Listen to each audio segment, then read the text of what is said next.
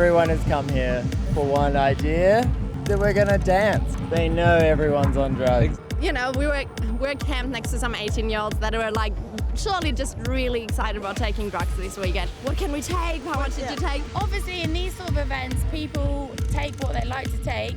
It's a place where you can go and expect for everyone to be totally different to how they normally are, and to listen to fucking amazing music, and I don't know, just to get a little bit weird. But sometimes getting weird at a festival can end in tragedy.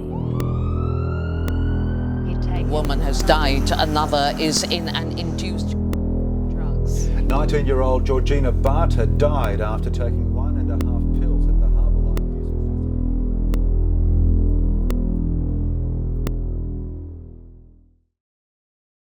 Festival. Daniel was very sweet. I remember him as this incredibly loving, caring person who just really lived by his own set of rules. He used to wear tie-dye. He was a hippie, but he also liked hip-hop quite a lot and dance music.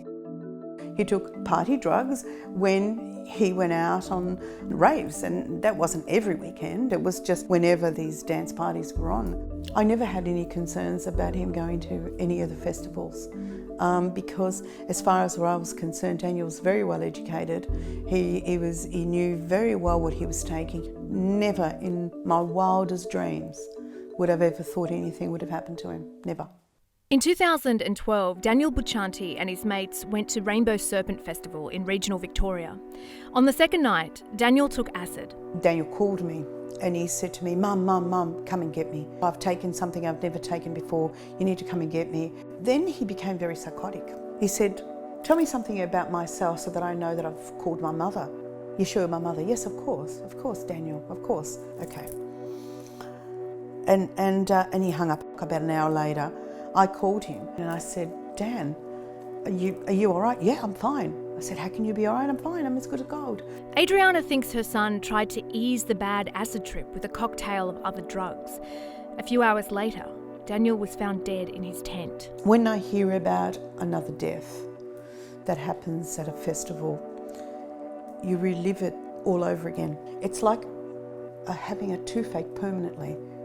It's like you can take a Panadol and go away for a while, but it's always there. Christmas time, you know that someone's missing. You know someone's missing for birthdays, Christmases, Easters. No other parent should have to go through this. No one should have to bury a child under the circumstances that can be preventable. And they can be prevented. His legacy has to be, he has to be a catalyst for change, and that is that we need to introduce pill testing, drug testing. We need to introduce, and we introduce it now. Current drug policy is costing people's lives. People are dying because governments are refusing to put in place the things that we know can save lives. If pill testing was available, there'd be people alive today because they would have used it and not taken a drug that killed them. What we're calling for is lab-grade pill testing. It's based on evidence. It works overseas. It gives people the opportunity to come in to a facility. It might just be a laboratory in a van, but it's a laboratory that meets acceptable standards, where pills can be tested and analysed, and we can know whether those pills have got substances in them that are going to be especially harmful to people. I visited Rainbow Serpent. What I found when I spoke to those people is that all of them said to me, if pill testing was available, it would give us the option of not taking a drug that could potentially harm us. I just think back to when I was 19, how blissful it would have been to have adults on my side, like helping me in that journey, rather than being like, okay, yeah, I'm gonna take this ping up. Because either way, we're gonna take it. But it makes sense that we might as well have people who are doctors, obviously, who are gonna help us out.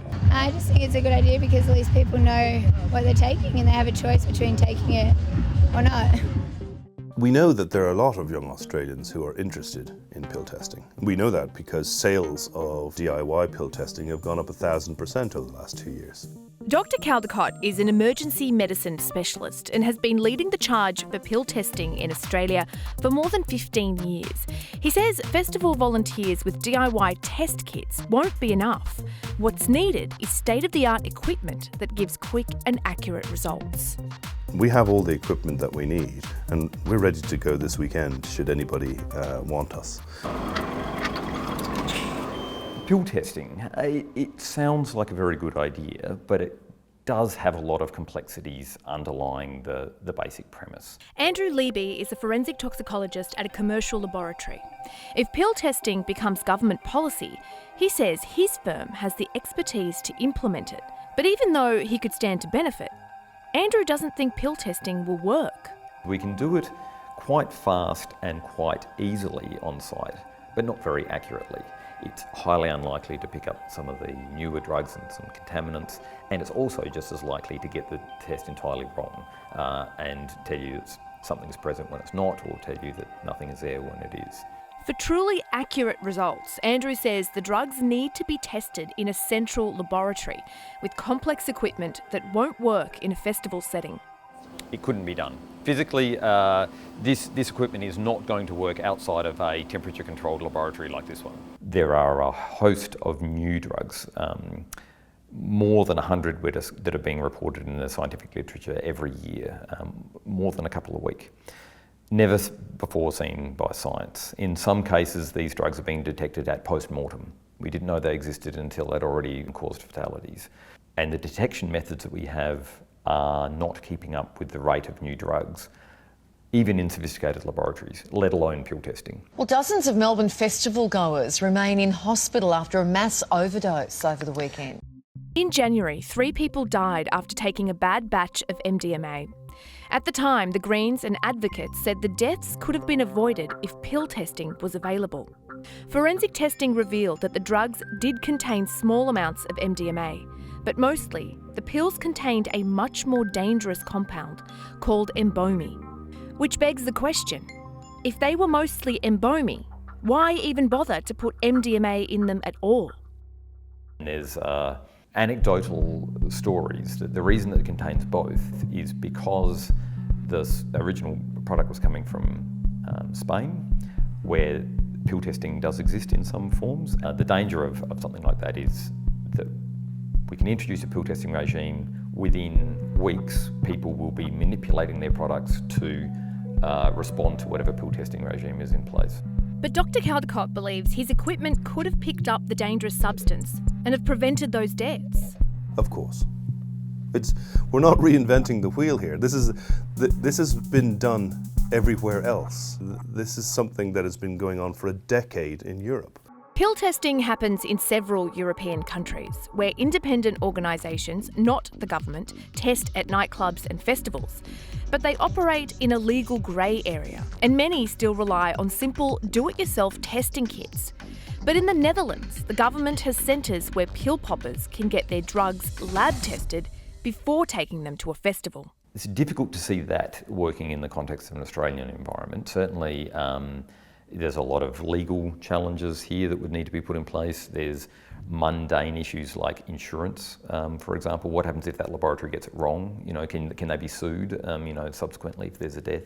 Who will be to blame for that? The person who ate the pill. It's not for us to sort of hold their esophagus and stop them from taking it. Nearly everyone who is advised that their pill has something dangerous in it chooses not to take that pill because they don't want to go to hospital. They want to see the last act in the music festival. I think trying to take it on site and give a result in 5 minutes is far too dangerous. And the problem will be it'll be very quickly discredited because people will say, I used this quick on-site test, it told me that everything was fine, and then my friend died. But ultimately, Dr. Caldecott says the real value of pill testing at festivals isn't for experts to be able to say, I'm 100% certain of what's in your pills.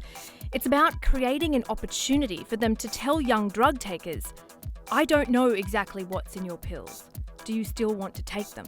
What we are creating is a system by which a team of experts can persuade young people to do something other than consume their drugs, while at the same time sampling the market in a way that is far more up to date, far more real time than anything that's happening in Australia at the moment. I think if Daniel had had an opportunity to be able to test the acid, maybe they would have said to him, this stuff is probably 50 times stronger than you ever would have had it. He wouldn't have taken it, this much I can tell you. He would not have taken it because Daniel would have not wanted to come out of there in a body bag. He didn't go there to kill himself.